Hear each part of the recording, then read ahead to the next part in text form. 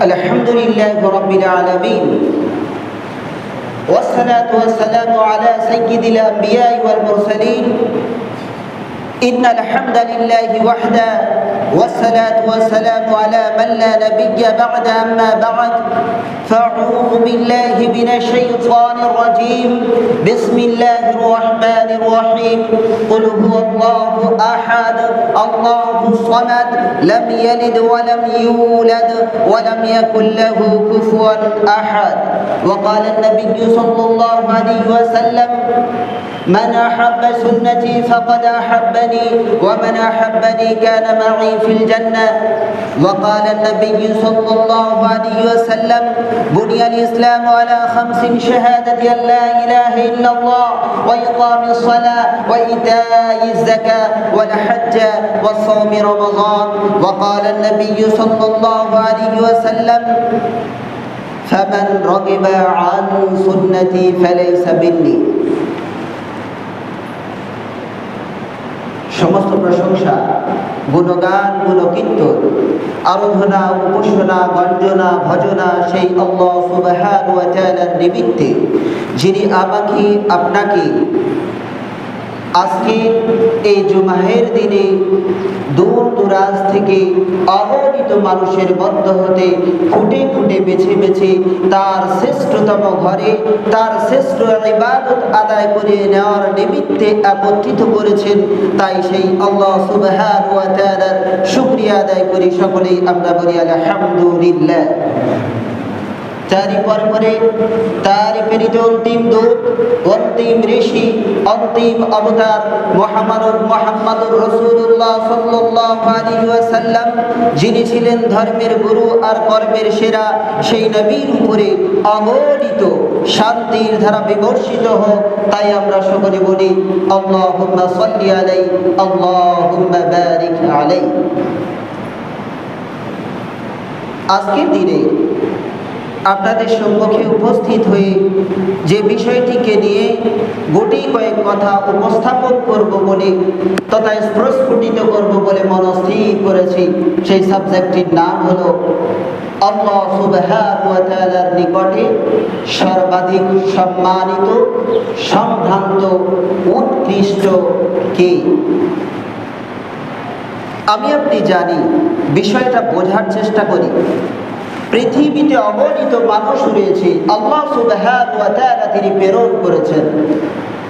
এই অগণিত মানুষের মধ্য হতে আল্লাহর কাছে সবথেকে দামি কোন ব্যক্তি? আল্লাহ কাকে সর্বাধিক শ্রেষ্ঠ বলে আখ্যায়িত করেছেন, দামি বলে বিবেচিত করেছেন? এ বিষয়টি আমাকে আপনাকে জানতে হবে। আমি হাসান দাবি করতে পারি যে আমি আল্লাহর কাছে সর্বাধিক শ্রেষ্ঠ, কেননা আমি একজন আলিম। আপনি দাবি করতে পারেন যে আমি হলাম একজন আবিদ, ইবাদত করি, আমি শ্রেষ্ঠ। আর একজন মুফতি, মুফাক্কিহ, মুহাদ্দিস, তিনি দাবি করতে পারেন যে আমি আল্লাহর কাছে সবথেকে বেশি দামি। আসলেই এই যে এতগুলো মানুষের দাবিদার, তবে প্রকৃত অর্থে আল্লাহ সুবহানাহু ওয়া তাআলা তিনি কাদেরকে দামি বলেছেন, সবথেকে শ্রেষ্ঠ বলেছেন, সবথেকে উৎকৃষ্ট বলেছেন? আসুন আমরা তা কুরআন হাদিসের আলোকে গুটি কয়েক কথা শ্রবণ করি। আমা তাওফীকি ইল্লা বিল্লাহ। আল্লাহ সুবহানাহু ওয়া তাআলা সূরা হুজুরাত 13 নম্বর আয়াতে তিনি ঘোষণা দিয়েছেন, ইয়া আইয়ুহান নাস ইন্না খলাকনাকুম মিন যাকার ওয়া উনসা ওয়া জাআলনাকুম শুউবান ওয়া ক্বাবাইলা লিতাআরাফু ইন্না আকরামাকুম ইনদাল্লাহি আতকাকুম। আল্লাহ সুবহানাহু ওয়া তাআলা তিনি বিশ্বের মনুষ্য জাতিদেরকে ডাক দিলেন, নাস বলে আখ্যা দিলেন। ইয়া আইয়ুহান নাস, হে মানব মণ্ডলী, ইন্না খলাকনাকুম মিন যাকার ওয়া উনসা, আমি তোমাদেরকে সৃষ্টি করেছি, আমি তোমাদেরকে তৈরি করেছি একটি পুরুষ এবং একটি নারী হতে। আয়াতটা ভালো করে শুনবেন। অনেকে এমন আছেন জুমার দিনে আসেন, খুতবা শ্রবণ করেন, আসলে একজন আলিম কি বোঝাতে চাইলেন সেটি আমি আপনি অনেকে বুঝতে পারি না। সেজন্য করে শুধু শোনা নয়, শোনার সঙ্গে সঙ্গে বিষয়টি অনুধাবন করতে হবে, বুঝতে হবে এবং তার বাস্তব জীবনে রূপ দিতে হবে। তাই আমি আপনি একটু বুঝে বুঝে শ্রবণ করার চেষ্টা করি। আল্লাহ প্রথমত বললেন, আমি তোমাদেরকে সৃষ্টি করেছি একটি পুরুষ এবং একটি নারী থেকে। তারপরে কি করেছি? আল্লাহ বলছেন, ওয়াজআলনাকুম শুউবান ওয়া ক্বাবাইলা, এবং এই তৈরি করার পরে পরে তোমাদেরকে আমি বিভক্ত করে দিয়েছি বিভিন্ন জাতি এবং বিভিন্ন গোত্রতে আমি তোমাদেরকে বিভক্ত করে দিয়েছি। আমি আপনি জানি, যদি আরব কান্ট্রির দিকে আমরা লক্ষ্য করি তাহলে আমরা শুনেছি যে কুরাইশ কাবিলা, কুরাইশ গোত্র, উমাইয়া গোত্র এবং খাজরাজ গোত্র, এমনভাবে বিভিন্ন কাবিলা এবং গোত্র রয়েছে আরব কান্ট্রিতে। আমরা যদি এই ভারতবর্ষের দিকে লক্ষ্য করি তাহলে বুঝতে পারবো এমন অনেক গোত্র রয়েছে, যেমন সৈয়দ, পাঠান, খান, মল্লিক, নাইয়া এবং এমন করে অনেক গোত্র রয়েছে, খানদান রয়েছে। আমি আপনি জানি এগুলো। তবে আল্লাহ সুবহানাহু ওয়া তাআলা বললেন, আমি এভাবে তোমাদেরকে বিভক্ত করে দিয়েছি। কেন কেন করেছেন বিভক্ত? আল্লাহ সুবহানাহু ওয়া তাআলা তিনি বলছেন, লিতাআরাফু, এজন্য করে আমি তোমাদেরকে বিভক্ত করে দিয়েছি যাতে করে তোমরা একে অপরের সঙ্গে পরিচিতি হতে পারো, পরিচয় পর্ব গড়ে ওঠে এবং এই পরিচয় পর্বের মধ্যে দিয়ে ভ্রাতৃত্বের বন্ধন সুদূর হবে, ভ্রাতৃত্বের বন্ধন মজবুত হবে, একে অপরের মধ্যে ভালোবাসা গড়ে উঠবে।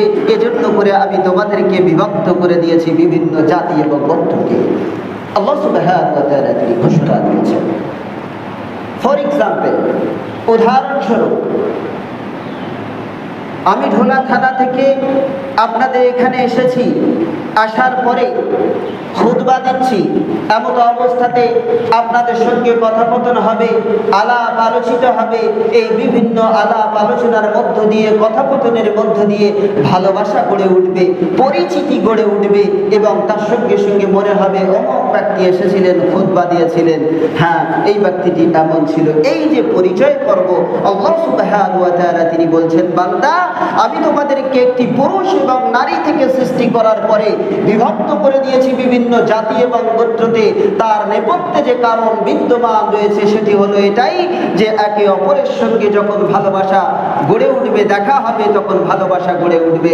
এক খানদানের লোক আর এক খানদানের কাছে আসবে, এসে পরিচয় দেবে, ভাই তুমি কোথা থেকে এসেছো? না আমি অমুক জায়গা থেকে এসেছি। তোমার টাইটেল কি, কোন গোত্র থেকে? না আমি খানদান হলো আমার খাজরাজ থেকে, আমি উমাইয়া থেকে এসেছি। কিংবা কেউ বলবে আমি খান বংশ থেকে এসেছি, কেউ বলবে আমি পাঠান বংশ থেকে এসেছি।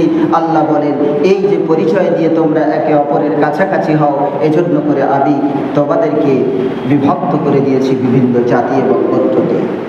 আল্লাহ সুবহানাহু ওয়া তাআলা অন্তিম লগ্নে এসে তিনি বলছেন, হে মনুষ্য জাতি তোমরা লক্ষ্য করো।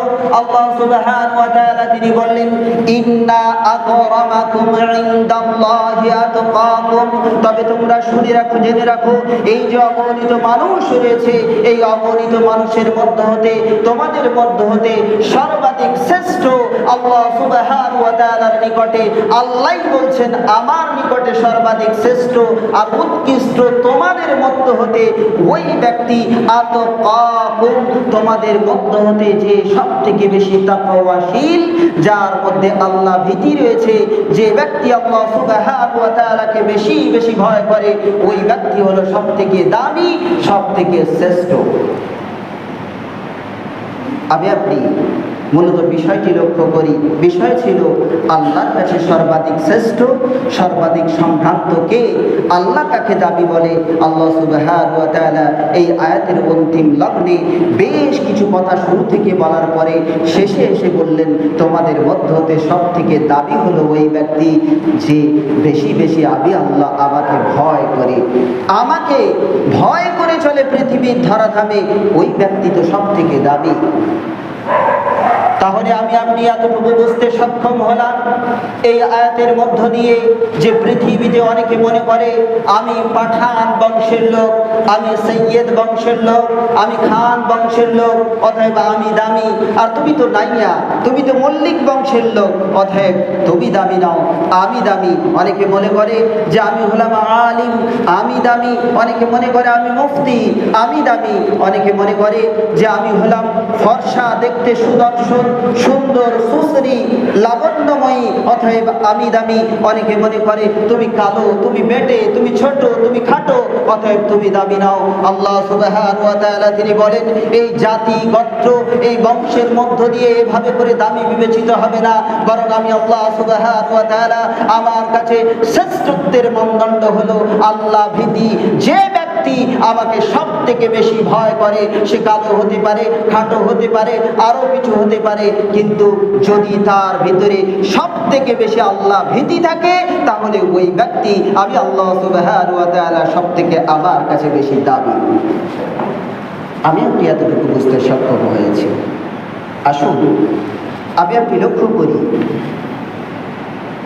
রাসূল করিম সাল্লাল্লাহু আলাইহি ওয়াসাল্লাম তিনি সব থেকে কোন মানুষকে দামি বলে আখ্যায়িত করেছেন।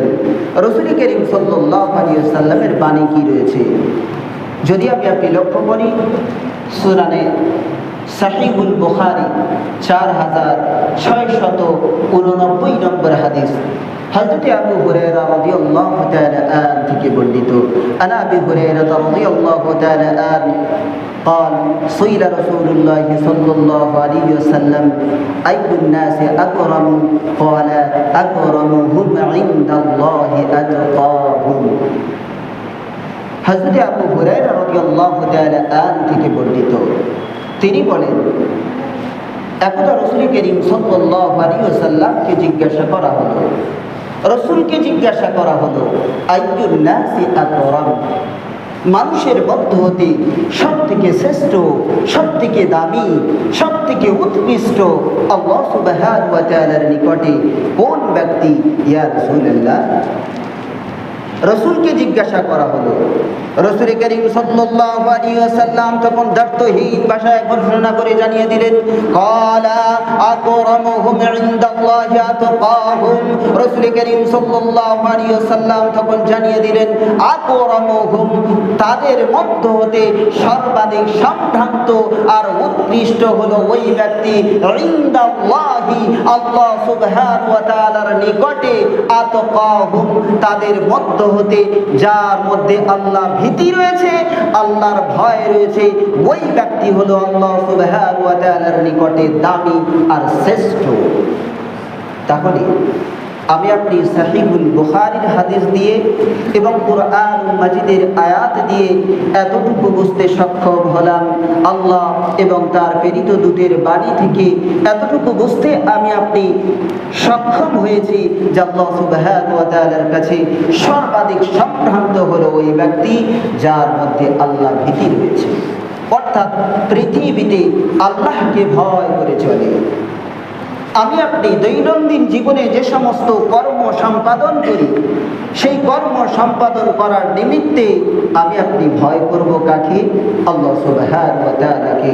যদি আমি আপনি ভয় করি, আল্লাহ সুবহানাহু ওয়া তাআলা বলেন ওই ব্যক্তি হলো আমার নিকটে সবথেকে শ্রেষ্ঠ, সবথেকে দামি। এখন প্রশ্ন, আমি আপনি আল্লাহ সুবহানাহু ওয়া তাআলার কাছে দামি হব, শ্রেষ্ঠ হব, তবে শ্রেষ্ঠত্ব অর্জন করে ফায়দা কি? আমি আপনি শ্রমজীবী মানুষ, আমি আপনি প্রতিটি কর্মের ইতিপূর্বে এ বিষয়টি লক্ষ্য করি যে এই কাজটা করে আমার ফায়দা কি হবে, আমি লাভবান কি হব, লাভ কি রয়েছে, আমি আপনি এটা প্রত্যেকে খেয়াল করি। উদাহরণস্বরূপ আপনাদের যেই ব্যবসা রয়েছে, নার্সারির ব্যবসা, এই ব্যবসাতে যদি কোনো ব্যক্তির কাছে শ্রম দেয়, এই শ্রম দেওয়ার পূর্বে সে ভাবে যে আমাকে এই ব্যক্তি পারিশ্রমিক দেবে তো, এটি ভাবে। সে পারিশ্রমিক দিলে পরে কাজ করে, নচেত অযথা দিনকে দিন, সপ্তাহকে সপ্তাহ, মাসকে মাস কাজ করবে, এমনটি হয় না। বরং সে পারিশ্রমিকের আশায় কাজ করে যে আমি যদি আজকের দিনে শ্রম দিই তাহলে আমার পারিশ্রমিক হিসাবে 500 দেবে কিংবা 700 কিংবা আমি 1000 টাকা পাবো। এই 1000 টাকা যে পারিশ্রমিক পাবে তার লাভ হলো ওই 1000 টাকা, তাই সে শ্রম দেয়। ঠিক তদুপরি আমি আপনি আল্লাহ সুবহানাহু ওয়া তাআলাকে ভয় করব, আল্লাহকে ভয় করে পৃথিবীর ধরাধামে চলব। তার বেনিফিট স্বরূপ, ফায়দা স্বরূপ, লাভ স্বরূপ আমি আপনি আল্লাহর কাছ থেকে কি পেতে পারি? আল্লাহ কি কিছু দেবেন? আসুন আল্লাহ সুবহানাহু ওয়া তাআলা তিনি কিছু পুরস্কার দেবেন। আসুন আমি আপনি তা লক্ষ্য করি। আল্লাহ সুবহানাহু ওয়া তাআলা তিনি ঘোষণা দিয়েছেন।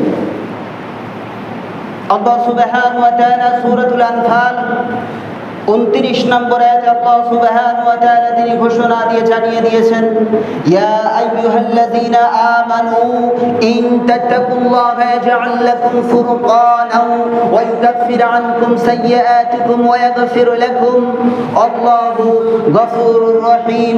আল্লাহ সুবহানাহু ওয়া তাআলা তিনি ঘোষণা করে জানিয়ে দিয়েছেন, আল্লাহ সুবহানাহু ওয়া তাআলা ঈমানদারদেরকে ডাক দিয়ে বললেন, ইয়া আইয়ুহাল্লাযীনা আমানু, হে ঈমানদার গণেরা, হে বিশ্বাসীর দলেরা, তোমরা যারা আমাকে আল্লাহ সুবহানাহু ওয়া তাআলা, আমি আল্লাহ আমাকে এক এবং অদ্বিতীয় বলে বিশ্বাস করো, আমার কোনো শরীক নেই, অংশীদার নেই, আমাকে এক এবং অদ্বিতীয় বলে বিশ্বাস করো, এ আস্থা রাখো।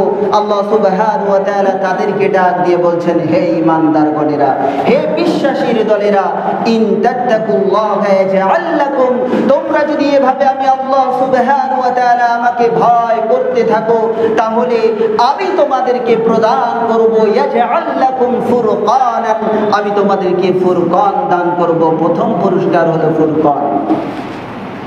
ফুরকানটা কি? ফুরকান শব্দ দিয়ে আল্লাহ সুবহানাহু ওয়া তাআলা তিনি বোঝাতে চেয়েছেন, ফুরকান শব্দের শাব্দিক অর্থ হলো পার্থক্য নির্ণয়কারী। কি থেকে পার্থক্য করবেন? ন্যায় এবং অন্যায়ের পার্থক্যকারী মানদণ্ডের নাম হলো ফুরকান। আল্লাহ সুবহানাহু ওয়া তাআলা বলেন যে তোমরা পৃথিবীর ধরাধামে এমন অনেক কাজ থাকে যে কাজের মধ্যে, যে কর্মের মধ্যে দ্বিধা এবং দ্বন্দ্বের মধ্যে নিপতিত হয়ে যাও, দ্বিধা এবং দ্বন্দ্বের মধ্যে, সংশয়ের মধ্যে নিমজ্জিত হও যে কোনটি করব। অমুক ব্যক্তি তো বলছে এই কাজটা করলে ভালো হয়, আবার অনেকে বলছে না এই কাজটা করলে ভালো হয়। তাহলে আসলেই ভালোটা কোনটা? কেউ বলছে এটা সঠিক, কেউ বলছে ওটা সঠিক, আর একজন বলছে যে না ও দুটো সঠিক নয়, এটা সঠিক। আসলে সঠিকটা কোনটা, বেঠিক কোনটা আমি আপনি অনেক ক্ষেত্রে নির্ণয় করতে পারি না, নির্বাচন করতে পারি না। আল্লাহ সুবহানাহু ওয়া তাআলা তিনি বলেন, বান্দা যদি আমাকে ভয় করো, প্রথম প্রাইজ আর পুরস্কার থাকবে এটাই যে ফুরকান, ওই ন্যায় এবং অন্যায়ের মধ্যে পার্থক্য করার মতো ক্ষমতা, পার্থক্য করার মতো শক্তি আমি আল্লাহ সুবহানাহু ওয়া তাআলা তোমার হৃদয়ে স্থাপন করব, যার দ্বারাতে তুমি নির্ণয় করতে পারবে অটোমেটিকলি যে না এটা ঠিক আর এটা বেঠিক। আল্লাহ সুবহানাহু ওয়া তাআলা প্রথম পুরস্কার দেবে। আমি আপনি তো এটাই চাই যে পৃথিবীতে চলাকালীন অবস্থাতে অনেক সমস্যা সামনে আসবে, কিন্তু সেই সমস্যার যথার্থ সমাধান নিয়ে কিভাবে আমি আপনি অগ্রসর হব সামনের দিকে, এটাই তো আমি আপনি চাই যে যাতে করে সমস্যাকে সমাধান করে সামনের দিকে অগ্রসর হতে পারি, সঠিক পথের পথিক হতে পারি। আল্লাহ সুবহানাহু ওয়া তাআলা তিনি বলেন, বান্দা যদি আমাকে যথার্থ ভয় করো তাহলে সে বিষয়টি তোমাকে আমি আল্লাহ সুবহানাহু ওয়া তাআলা প্রদান করব। শুধু তাই নয়, আল্লাহ সুবহানাহু ওয়া তাআলা তিনি দ্বিতীয় পুরস্কার হিসাবে তিনি প্রদান করবেন কি? ওয়া ইউকাফির আনকুম সাইয়্যাতিকুম। আল্লাহ সুবহানাহু ওয়া তাআলা তিনি বলেন দ্বিতীয় যে পুরস্কার হবে সেটি হলো এটাই যে তোমরা যে দুনিয়াবি কর্মকাণ্ড সম্পাদন করার ক্ষেত্রে, সাংসারিক জীবনে, এই পার্থিব জগতে চলাফেরা করতে গিয়ে অনেক গুনাহ করে ফেলেছো, অনেক পাপ করেছো, অনেক অন্যায় হয়ে গেছে, অনেক দোষ ত্রুটির মধ্যে নিমজ্জিত হয়েছো, আল্লাহ সুবহানাহু ওয়া তাআলা তিনি বলেন আনকুম সাইয়্যাতিকুম, ওই যে দোষ ত্রুটি রয়েছে, পাপ রয়েছে, সেগুলো আমি তোমাদের থেকে দূরভীত করে দেব, অর্থাৎ গুনাহমুক্ত করে দেবেন আল্লাহ সুবহানাহু ওয়া তাআলা। এটি হলো দ্বিতীয় পুরস্কার। প্রথম পুরস্কার আমি আপনি পেয়েছি, সেটি হলো ন্যায় এবং অন্যায়ের মাঝে পার্থক্য করার ক্ষমতা। দ্বিতীয় পুরস্কার আল্লাহ সুবহানাহু ওয়া তাআলা জানালেন যে তোমাদের যে গুনাহ রাশি রয়েছে, এই গুনাহ রাশি, পাপ, ত্রুটি, দোষ, এগুলো সব দূরীভূত হয়ে যাবে। শুধু তাই নয়, আল্লাহ সুবহানাহু ওয়া তাআলা তার সঙ্গে সঙ্গে তৃতীয় পুরস্কার সম্পর্কে তিনি বলেন ওয়া ইয়াগফির লাকুম, এবং তার সঙ্গে সঙ্গে তোমাদেরকে ক্ষমা করে দেওয়া হবে। শুধু পাপ মোচন হবে এতটুকু নয়, বরং তৃতীয়ত পুরস্কার থাকবে এটাই ক্ষমা। আমি আপনি তো চাই এই পৃথিবীর ধরাধামে আজ মসজিদে এসেছি আল্লাহ সুবহানাহু ওয়া তাআলার ইবাদত করার নিমিত্তে। কেন এসেছি? আল্লাহর কাছে মাথা নত করতে। কেন? তার মূলত কারণ হলো এটাই যে আল্লাহ সুবহানাহু ওয়া তাআলাকে রাজি করে, আল্লাহকে খুশি করে, আল্লাহর নৈকট্য লাভের মধ্য দিয়ে গুনাহকে ক্ষমা করে নেওয়া, পাপ রাশিকে মোচন করে নেওয়া এবং আল্লাহ সুবহানাহু ওয়া তাআলার জান্নাত প্রাপ্ত করা। আল্লাহ সুবহানাহু ওয়া তাআলা তিনি বলেন বান্দা সেই নৈকট্য লাভ হবে এবং তার সঙ্গে সঙ্গে গুনাহ রাশি ক্ষমা হবে এবং ক্ষমা করে দেবেন আল্লাহ সুবহানাহু ওয়া তাআলা। তিনি এগুলো প্রদান করবেন। তাই তো আমার আপনার নৈতিক দায়িত্ব হবে সেই আল্লাহ সুবহানাহু ওয়া তাআলাকে যথার্থ ভয় করা, যথার্থ ভয় করে এ পৃথিবীর ধরাধামে আমার আপনার জীবনকে পরিচালিত করা। আমি আপনি এই আয়াত থেকে তিনটি পুরস্কারের কথা শ্রবণ করেছি। শুধু কি এই তিনটি পুরস্কার, আর কিছু নেই? না, আল্লাহ সুবহানাহু ওয়া তাআলা আরো অগণিত পুরস্কারের বিষয়ে তিনি ঘোষণা দিয়েছেন। আমি আপনি লক্ষ্য করি সূরাতুন নাজিয়াত, যেটি আমরা জানি 30 পারাতে রয়েছে। সূরা নাজিয়াত 40 এবং 41 নম্বর আয়াতে আল্লাহ সুবহানাহু ওয়া তাআলা তিনি ঘোষণা দিয়েছেন ওয়া আম্মা মান খাফা মাকাম রাব্বিহি ওয়া নাহান নাফসা আনিল হাওয়া ফাইন্নাল জান্নাতা হিয়াল মাওয়া।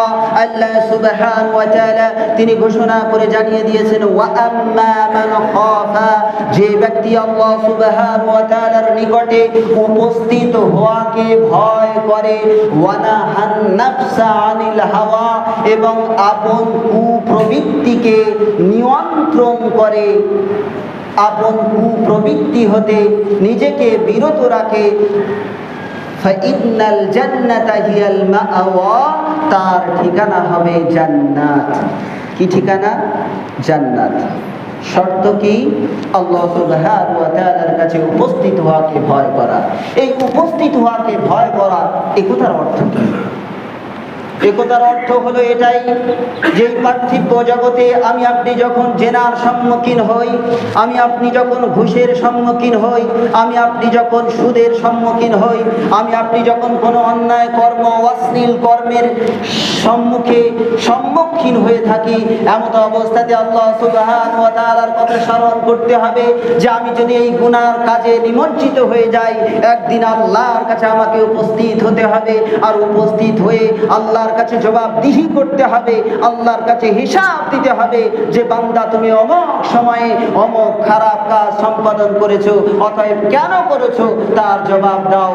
যখন পৃথিবীতে ওই ব্যক্তি থাকে আর এই ব্যক্তি থাকাকালীন অবস্থাতে অন্যায় কাজ সম্পাদন করার ইতিপূর্বে প্রতিটা ক্ষেত্রে যদি এমনটি ভাবে, আল্লাহ সুবহানাহু ওয়া তাআলা তিনি বলেন বান্দা তুমি পৃথিবীতে থাকাকালীন অবস্থাতে অন্যায় কাজে সম্মুখীন হয়েছো, কিন্তু আমাকে ভয় করে অন্যায় কাজ থেকে নিজেকে নিয়ন্ত্রণ করেছো, বিরত রেখেছো, অতএব আমি তোমার জন্য যে পুরস্কারটা রেখেছি ফাইন্নাল জান্নাতা হিয়াল মাওয়া, তোমার জন্য জান্নাত রয়েছে, তোমার ঠিকানা বাসস্থান হলো জান্নাত, যাও তুমি জান্নাতে চলে যাও।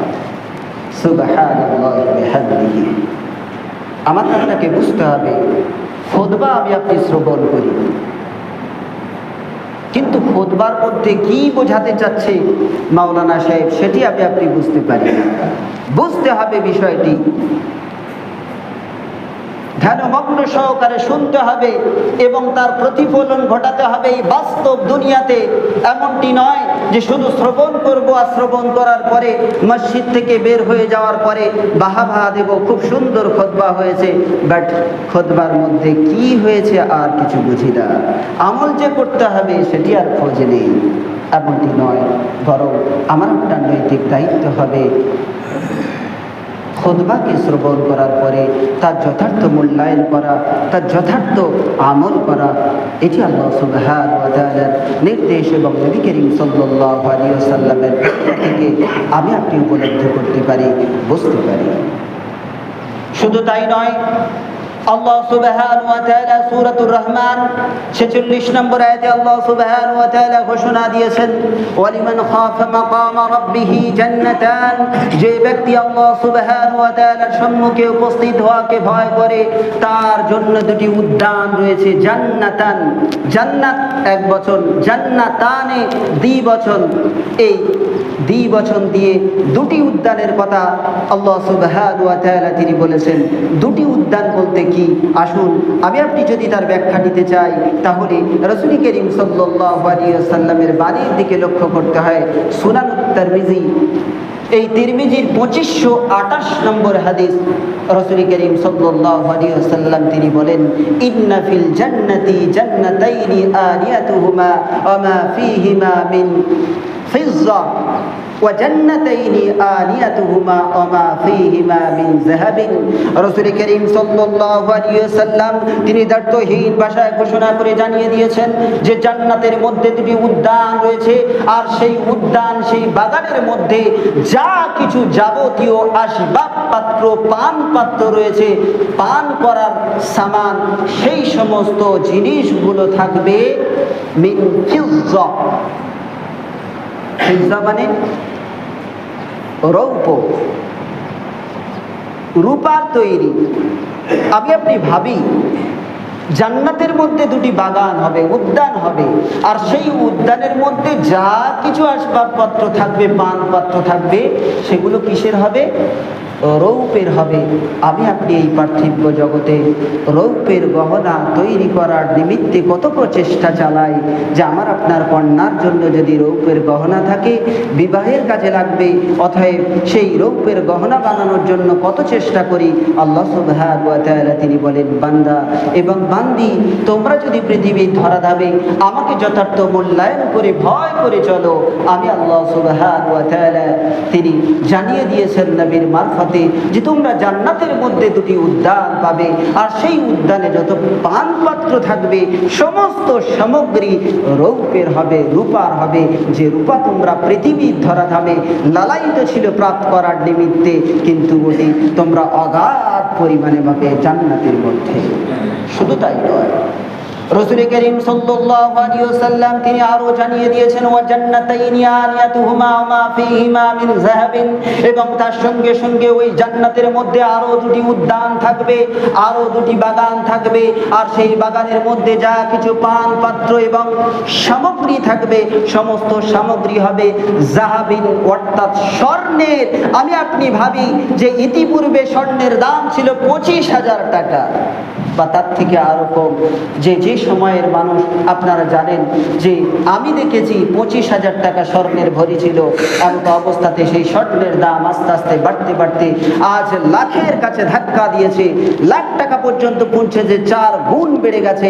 এই স্বর্ণের গহনা তৈরি করার নিমিত্তে আমি আপনি কত না প্রচেষ্টা চালাই যে বিবাহ দেওয়ার নিমিত্তে যদি 2-4 ভরি স্বর্ণের গহনা হতো তাহলে খুব ভালো হতো, আমার কন্যা সন্তানকে আমি প্রদান করতাম। আমি আপনি ভাবি, কিন্তু ভাবার পরেও সেটি প্রতিফলন ঘটানোর নিমিত্তে অনেক চেষ্টা চালাই, সাধ্যমতো চেষ্টা করি। আল্লাহ সুবহানাহু ওয়া তাআলা তিনি বলেন, হে আমার বান্দা এবং বান্দিরা, তোমরা পৃথিবীর ধরাধামে এগুলো পাওয়ার জন্য লালায়িত হয়ে থাকো। তোমরা যদি প্রকৃত অর্থে আমাকে ভয় করো, আমি আল্লাহ সুবহানাহু ওয়া তাআলা জানিয়ে দিলাম, জান্নাতের মধ্যে তোমরা শুধু খালি 1 ভরি, 2 ভরি, 5 ভরি, 10 ভরি নয়, বরং জান্নাতের মধ্যে দুটি উদ্যান থাকবে, দুটি বাগান থাকবে, আর সেই বাগানের মধ্যে যত সামগ্রী হবে সমস্ত সামগ্রী থাকবে স্বর্ণের তৈরি। সুবহানাল্লাহি ওয়া বিহামদিহি। এগুলো লাভ, এগুলো ফায়দা, এগুলো আল্লাহ সুবহানাহু ওয়া তাআলা তিনি দান করবেন, প্রদান করবেন, তার নবীর মারফতে তিনি জানিয়ে দিয়েছেন। শুধু এতটুকু নয়, আমি আপনি যদি ফায়দার কথা ভাবি, আরো একাধিক ফায়দা রয়েছে। রাসূল করিম সাল্লাল্লাহু আলাইহি ওয়াসাল্লাম একদা সাহাবায়ে কেরামদের সামনে খুতবা দিচ্ছেন, বক্তব্য দিচ্ছেন। বক্তব্য দিতে দিতে সাহাবায়ে কেরামদেরকে জিজ্ঞাসা করলেন, আতাদুরুনা মা আকসারু মা ইদখিলুন নাসাল জান্নাহ, হে আমার সাহাবায়ে কেরামরা, তোমরা কি বলতে পারো কোন মানুষ সবথেকে বেশি বেশি জান্নাতে প্রবেশ করবে? এতগুলো যে মানুষ রয়েছে, তোমরা এসেছো, আরো অনেক সাহাবায়ে কেরামরা রয়েছে এবং আরো অনেক আসবে কিয়ামত পর্যন্ত মানুষ, কিন্তু এই মানুষের মধ্যে হতে সবথেকে বেশি বেশি পরিমাণে কারা জান্নাতে প্রবেশ করবে? হে আমার সাহাবায়ে কেরামরা, তোমরা কি জানো? সাহাবায়ে কেরামরা বললেন, আল্লাহু রাসূলুহু আ'লাম, আল্লাহ তার রাসূল বেশি জানেন, ভালো জানেন, আমরা জানি না। রাসূল করিম সাল্লাল্লাহু আলাইহি ওয়াসাল্লাম তিনি বললেন, ফাকালা তাকওয়াল্লাহি ওয়া হুসনুল খুলুকি, ওই ব্যক্তি সবথেকে বেশি জান্নাতে প্রবেশ করবে তাকওয়াল্লাহ, যার ভিতরে রয়েছে আল্লাহ ভীতি। যে ব্যক্তি আল্লাহকে সর্বাধিক পরিমাণে ভয় করে, ওই ব্যক্তি বেশি বেশি জান্নাতে প্রবেশ করবে। আর দ্বিতীয়ত ব্যক্তি সম্পর্কে রাসূল বলেছেন হুসনুল খুলুকি, এবং যার চরিত্র ভালো, যার ব্যবহার ভালো, যার চালচলন ভালো, যার কথাবার্তা ভালো, এক কথায় যার চারিত্রিক দিকটা খুব সুন্দর, ওই ব্যক্তি বেশি বেশি জান্নাতে প্রবেশ করবে। সুবহানাল্লাহ। আমাকে আপনাকে বুঝতে হবে যে আল্লাহ ভীতি এর কত ফায়দা, কত দাম। আল্লাহর কাছে শ্রেষ্ঠত্ব অর্জন করার মাধ্যম হলো আল্লাহ ভীতি, আল্লাহর ভয়।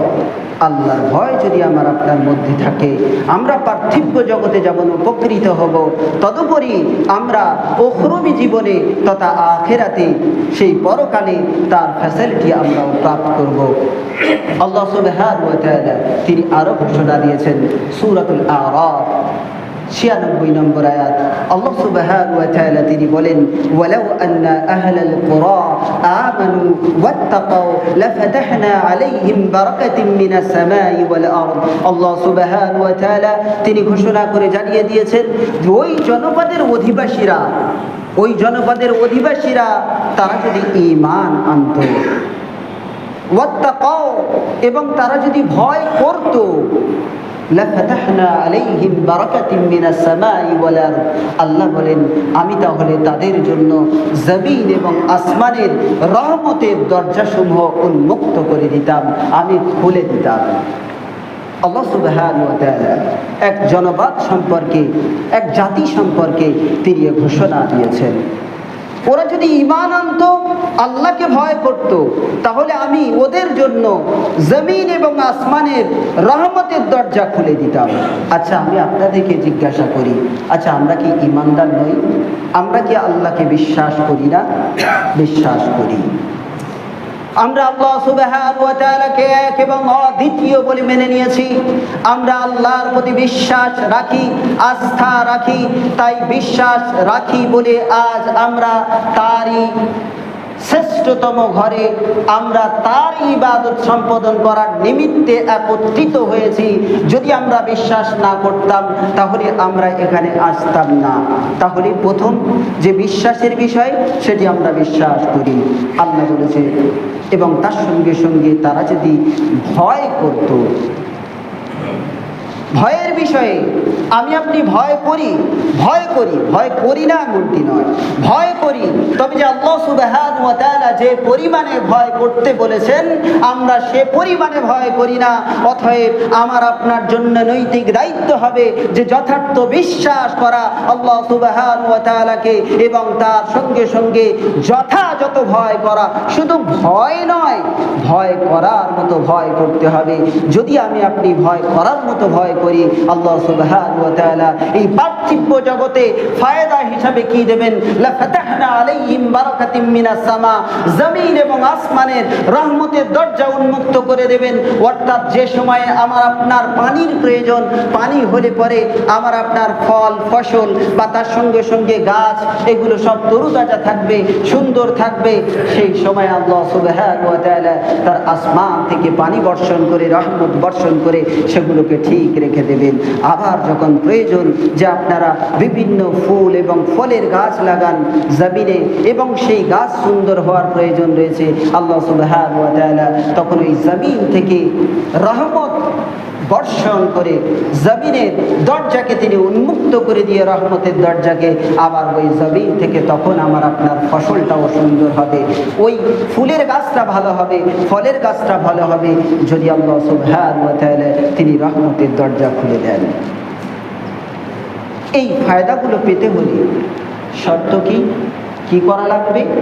ভয় করতে হবে আল্লাহকে। ভয় করার অর্থ কি? ভয় করার অর্থ হলো এটাই যে পার্থিব জগতে যেগুলো পাপাচার রয়েছে, যেগুলো অনাচার রয়েছে, যেগুলো গুনাহের কাজ রয়েছে, যেগুলো অনৈতিক কর্মকাণ্ড রয়েছে, সেগুলো থেকে বিরত থেকে আল্লাহ সুবহানাহু ওয়া তাআলার পথে যথার্থ পরিচালিত হওয়ার নাম হলো আল্লাহ সুবহানাহু ওয়া তাআলাকে যথার্থ ভয় করা। তাই আমি আপনি এটা চেষ্টা করব। আল্লাহ সুবহানাহু ওয়া তাআলা আমার আপনার জন্য তৌফিক দান করেন। আল্লাহ বলি আমি আপনি যদি লক্ষ্য করি, এক নয় আরো একাধিক আয়াত রয়েছে। আল্লাহ সুবহানাহু ওয়া তাআলা তিনি ঘোষণা করে দিয়েছেন এই যে ফায়দা, একাধিক ফায়দা। আল্লাহ সুবহানাহু ওয়া তাআলা সূরা নাহল তথা মৌমাছি এই সূরার 128 নম্বর আয়াতে আল্লাহ সুবহানাহু ওয়া তাআলা তিনি বলেন, ইন্নাল্লাহা মাআল্লাযীনা তাকাউ ওয়াল্লাযীনা হুম মুহসিনুন। আল্লাহ সুবহানাহু ওয়া তাআলা তিনি বলেন, ইন্নাল্লাহ, অবশ্যই করে আল্লাহ সুবহানাহু ওয়া তাআলা ওই সমস্ত মানুষের সঙ্গে আছেন যারা আল্লাহকে ভয় করে এবং সৎ কর্ম সম্পাদন করে। আল্লাহ সুবহানাহু ওয়া তাআলা তাদের সঙ্গে আছেন। তাহলে আমরা যদি আল্লাহ সুবহানাহু ওয়া তাআলাকে যথার্থ ভয় করি এবং সৎ কর্ম সম্পাদন করি, তাহলে আল্লাহ সুবহানাহু ওয়া তাআলা আমাদের সঙ্গে থাকবেন। আর আল্লাহ সুবহানাহু ওয়া তাআলা যাদের সঙ্গে থাকবেন তাদের কি আর দুশ্চিন্তার কারণ রয়েছে? না তো এই দুনিয়াতে আর না তো আখিরাতে কোনো জায়গাতে তার চিন্তার কোনো কারণ নেই, টেনশনের কোনো অবকাশ নেই। কেননা আল্লাহ সুবহানাহু ওয়া তাআলা তিনি তো ওই বান্দা এবং বান্দির সঙ্গে আছে। ভয় করতে হবে। শ্রেষ্ঠত্বের চাবিকাঠি, মাপকাঠি হলো আল্লাহ সুবহানাহু ওয়া তাআলাকে যথার্থ ভয় করা। শুধু তাই নয়, এই এতগুলো যে ফায়দা, আরো অনেক ফায়দা রয়েছে, কত বলবো, টাইম যদিও হয়ে গেছে। তারপরেও আল্লাহ সুবহানাহু ওয়া তাআলা এই এতগুলো যে ফায়দা, তাই এই ফায়দা পাওয়ার নিমিত্তে আল্লাহ সুবহানাহু ওয়া তাআলা তিনি বলেছেন, বান্দা বেশি বেশি করে আমাকে ভয় করো। এই ভয়ের বিষয়ে আল্লাহ সুবহানাহু ওয়া তাআলা কোরআনের এক জায়গাতে নয়, তিনি একাধিক জায়গাতে তিনি ঘোষণা দিয়েছেন।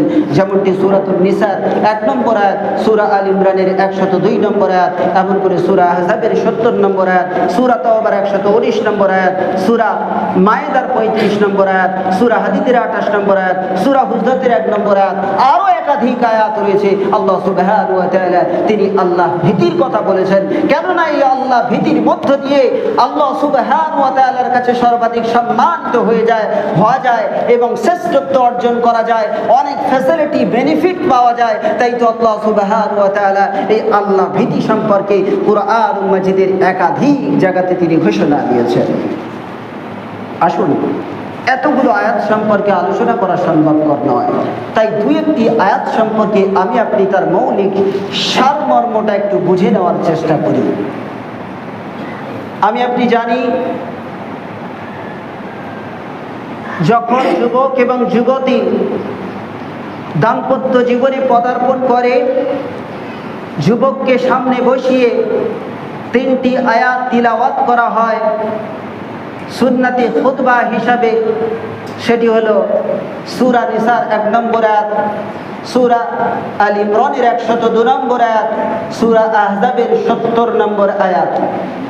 ভালো করে বুঝবেন, অনেকে বিবাহ পড়ানো দেখেছেন, বিবাহ পড়ানোর নিমিত্তে এই খুতবাটা পাঠ করা হয়, আর খুতবাতে 3টি আয়াত থাকে, 3টি কুরআনের আয়াত, 3টি সূরা থেকে। এই যে আয়াত, এই আয়াতের প্রারম্ভে আল্লাহ সুবহানাহু ওয়া তাআলা একটি মৌলিক কথা বলেছেন। সেই মৌলিক কথাটা কি, আসুন আমরা একটু জেনে নিই। আল্লাহ সুবহানাহু ওয়া তাআলা সূরাতুন নিসার 1 নম্বর আয়াতে তিনি বলেছেন, ইয়া আইয়ুহান নাসুত্তাকু। আল্লাহ সুবহানাহু ওয়া তাআলা ইত্তাকু শব্দ ব্যবহার করেছেন, অতএব আল্লাহ সুবহানাহু ওয়া তাআলাকে ভয় করো। আবার আল্লাহ সুবহানাহু ওয়া তাআলা সূরাতুল আলে ইমরান 102 নম্বর আয়াতে তিনি বলেছেন, ইয়া আইয়ুহাল্লাযীনা আমানুত্তাকুল্লাহ হাক্কা তুকাতিহি ওয়া লা তামুতুন্না ইল্লা ওয়া আনতুম মুসলিমুন। সেখানেও মৌলিক কথা হলো ইত্তাকুল্লাহ, আল্লাহকে ভয় করো। সূরা নিসার 1 নম্বর আয়াতে ইত্তাকু, আল্লাহকে ভয় করো, এখানেও ইত্তাকুল্লাহ, আল্লাহকে ভয় করো।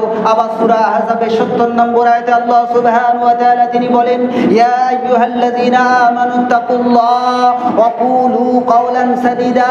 সেখানেও আল্লাহ সুবহানাহু ওয়া তাআলা বলেন, হে ঈমানদারগণেরা, তোমরা আল্লাহকে ভয় করো এবং সত্য কথা বলো, কাওলান সাদীদা, সত্য কথা বলো। তাহলে আমি আপনি বুঝলাম, প্রারম্ভে 3টি আয়াতের একটি কথা মৌলিক কথা রয়েছে, সেটি হলো ইত্তাকু, ইত্তাকু, ইত্তাকু, আল্লাহকে ভয় করো, আল্লাহকে ভয় করো, আল্লাহকে ভয় করো। অতএব আল্লাহ সুবহানাহু ওয়া তাআলা তিনি বোঝাতে চেয়েছেন, হে যুবক, তুমি দাম্পত্য জীবনে পদার্পণ করছো, দাম্পত্য জীবনে পদার্পণ করার পরে সুন্দর একটি বিবি পাবে, আর সেই বিবি পাওয়ার পরে বিবিকে নিয়ে মেতে থাকবে পার্থিব জগতে, এমনটি নয়, বরং তোমার সংসারে তোমার নৈতিক দায়িত্ব রয়েছে, তোমার পিতা মাতার উপরে হক রয়েছে, বোনের উপরে হক রয়েছে, ভাইয়ের উপরে হক রয়েছে, আরো বিভিন্ন হক রয়েছে। সেই হক ভুলে গেলে চলবে না। শুধু তাই নয়, আল্লাহ সুবহানাহু ওয়া তাআলা কথা স্মরণ করিয়ে দেন, বান্দা, যদি তোমার আল্লাহ ভীতির কথা স্মরণ থাকে, তাহলে তুমিও সঠিক পথে পরিচালিত হতে পারবে এবং তোমার বিবিকে এ বিষয়ে নির্দেশ দিতে পারবে, তাকে নসিহা করতে পারবে যে বিবি, পর্দার বাইরে গেলে চলবে না, পর্দার মধ্যে থেকে জীবন যাপন অতিবাহিত করতে হবে। যদি বান্দা তোমার ভিতরে তাকওয়া থাকে, আল্লাহ ভীতি থাকে, আরো অনেক বিষয় রয়েছে। আল্লাহ সুবহানাহু ওয়া তাআলা এই ইত্তাকু শব্দ দিয়ে ওই বান্দা এবং বান্দীদেরকে এই বিষয়ে সতর্ক করে দেন, যাতে করে ওই বান্দা সে নিজেও সঠিক পথে পরিচালিত হতে পারে এবং তার পরিবার বর্গকে সঠিক পথে পরিচালিত করতে পারে এবং সর্ব বিষয়ে সে যেন আল্লাহকে ভয় করে। তাই আল্লাহ সুবহানাহু ওয়া তাআলা এই 3টি আয়াতের প্রারম্ভে ইত্তাকু শব্দ ব্যবহার করেছে। ব্যাখ্যা তো অনেক রয়েছে, শুধু তাই নয়, আমি আপনি যদি হাদিসের দিকে লক্ষ্য করি, তাহলে আরো আমরা অনেক কিছু বুঝতে পারি। আল্লাহ সুবহানাহু ওয়া তাআলা তিনি ঘোষণা দিয়েছেন একাধিক জায়গাতে, তার প্রেরিত দূত মুহাম্মদুর রাসূলুল্লাহ সাল্লাল্লাহু আলাইহি ওয়াসাল্লাম তিনিও জানিয়ে দিয়েছেন। আমি আপনি যদি লক্ষ্য করি, সুনানে আবু দাউদ 5156 নম্বর হাদিস, সহিহুল বুখারী 7420 নম্বর হাদিস, সুনানে আবু দাউদ 2231 নম্বর হাদিস, আরও একাধিক হাদিস রয়েছে যেখানে রাসূল করিম সাল্লাল্লাহু আলাইহি ওয়াসাল্লাম আল্লাহ ভীতির বিষয়ে মানুষকে উদ্বুদ্ধ করেছেন, আল্লাহ ভীতির বিষয়ে মানুষকে সজাগ করেছেন। আমার আপনার নৈতিক দায়িত্ব হবে আল্লাহ ভীতিতে আমাকে আপনাকে নিমজ্জিত হওয়া। সুনানে আবু দাউদের 5156 নম্বর হাদিস যদি আমি আপনি লক্ষ্য করি, হযরত আলী রাদিয়াল্লাহু তাআলা আন থেকে বর্ণিত, আনা আলী রাদিয়াল্লাহু তাআলা আন কানা আখিরু কালামি রাসূলিল্লাহি সাল্লাল্লাহু আলাইহি ওয়াসাল্লাম as-সালাত as-সালাত ইত্তাকুল্লাহ ফীমা মালাকাত আইমানুকুম। হযরত আলী রাদিয়াল্লাহু তাআলা আন থেকে বর্ণিত, তিনি বলেন, রাসূল করিম সাল্লাল্লাহু আলাইহি ওয়াসাল্লামের অন্তিম উপদেশ ছিল, শেষ উপদেশ ছিল, নসিহা ছিল এ বিষয়ে যে সালাত as-সালাত, তোমরা সালাত প্রতিষ্ঠা করো, সালাত প্রতিষ্ঠা করো, সালাত প্রতিষ্ঠা করো। তারপরে পরে রাসূল করিম সাল্লাল্লাহু আলাইহি ওয়াসাল্লাম তিনি বলেছেন, ইত্তাকুল্লাহ, আল্লাহকে ভয় করো, ফীমা মালাকাত আইমানুকুম, তোমাদের অধীনস্থ দাস এবং দাসীর বিষয়ে আল্লাহ সুবহানাহু ওয়া তাআলাকে ভয় করো। অন্তিম কথা কি? শেষ উপদেশটা কি? উপদেশ হলো সালাত। সালাত সালাত প্রতিষ্ঠা করার বিষয়ে। আর কি বলেছেন? বলেছেন যে তোমাদের অধীনস্থ যে দাস দাসী রয়েছে, সে সময় তো দাস দাসী ছিল, মানুষের ঘরে কাজ করত। সেই সময়ে আরব দেশে নবী করিম সাল্লাল্লাহু আলাইহি ওয়াসাল্লামের সময়কালীন অবস্থাতে এই প্রচলন, এই প্রথা ছিল দাস দাসী রাখা। কিন্তু এখন দাস দাসী না থাকলেও এখন আছে কি? এখন আছে অনেকের, আমরা জানি অনেকে আমরা কাজ করার জন্য লোক রেখে দিই, ঘরে রাখি না, যে কাজ করবে, কাজের লোক, কাজের মেয়ে কলকাতাতে আছে। তো এই যে লোক থাকে, লোক রাখে, তাদের সঙ্গে ভালো ব্যবহার করতে হবে এবং ওই বিষয়ে আল্লাহকে ভয় করতে হবে। অতএব রাসূল করিম সাল্লাল্লাহু আলাইহি ওয়াসাল্লাম বোঝাতে চেয়েছেন, যদি বান্দা এবং বান্দির মনে ভয় থাকে তাহলে সে তাদের সঙ্গে যথার্থ আচরণ করবে। আর যদি ভয় না থাকে তাহলে তার উপরে, ওই দাস দাসীর উপরে, কিংবা যে কর্মী তার ঘরে কাজ করার জন্য লোক রেখেছে তার সঙ্গে জুলুম করবে, নির্যাতন চালাবে এবং তাকে কষ্ট দেবে, যথার্থ খেতে দেবে না, যথার্থ পড়তে দেবে না এবং তার উপরে অনৈতিক কাজ চাপিয়ে দেবে, তার সাধ্যের বাইরের কাজ চাপিয়ে তার উপর জুলুম চালাবে। যদি তার ভিতরে ভীতি না থাকে, তাই তো রাসূল করিম সাল্লাল্লাহু আলাইহি ওয়াসাল্লাম বললেন, ইত্তাকুল্লাহ, আল্লাহকে ভয় করো। যদি তোমার ভিতরে আল্লাহ ভীতি থাকে তাহলে তুমি তার সঙ্গে দুর্ব্যবহার করবে না, খারাপ আচরণ করবে না, যথার্থ ব্যবহার করবে এবং তার সঙ্গে যথাযথ ভালো ব্যবহার করবে। তাই তো রাসূল করিম সাল্লাল্লাহু আলাইহি ওয়াসাল্লাম তিনিও ভীতির বিষয়ে উদ্বুদ্ধ করেছেন।